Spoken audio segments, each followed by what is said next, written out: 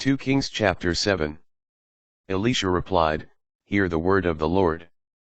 Thus says the Lord, At this time tomorrow a seah of fine flour will sell for a shekel, and 2 seahs of barley for a shekel, in the market of Samaria. But the adjutant, upon whose arm the king leaned, answered the man of God, Even if the Lord were to make windows in heaven, how could this happen? Elisha said, You shall see it with your own eyes, but you shall not eat of it. At the city gate 4 lepers were asking one another, Why should we sit here until we die? If we decide to go into the city, we shall die there, for there is famine in the city. If we remain here, we shall die too. So come, let us desert to the camp of the Arameans. If they let us live, we live, if they kill us, we die. At twilight they left for the Arameans, but when they reached the edge of the camp, no one was there.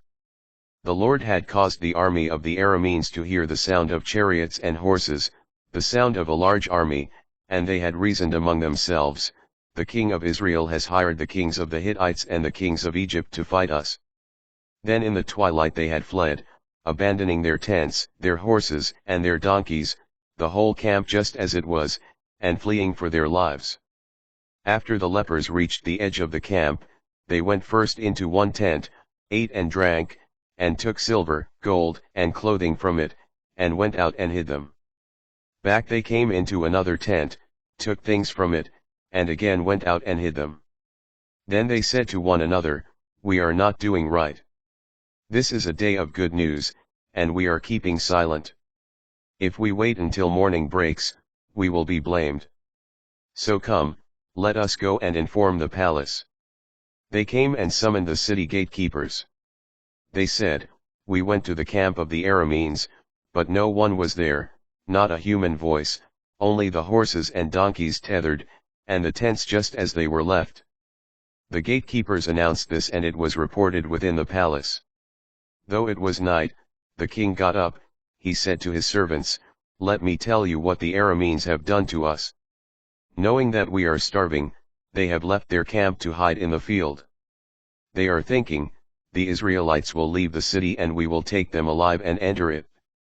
One of his servants, however, suggested, Let some of us take 5 of the horses remaining in the city, they are just like the whole throng of Israel that has reached its limit, and let us send scouts to investigate. They took 2 chariots and horses, and the king sent them to reconnoiter the Aramean army with the order, Go and find out. They followed the Arameans as far as the Jordan, and the whole route was strewn with garments and other objects that the Arameans had thrown away in their haste. The messengers returned and told the king. The people went out and plundered the camp of the Arameans. Then a seah of fine flour sold for a shekel and 2 seahs of barley for a shekel, according to the word of the Lord.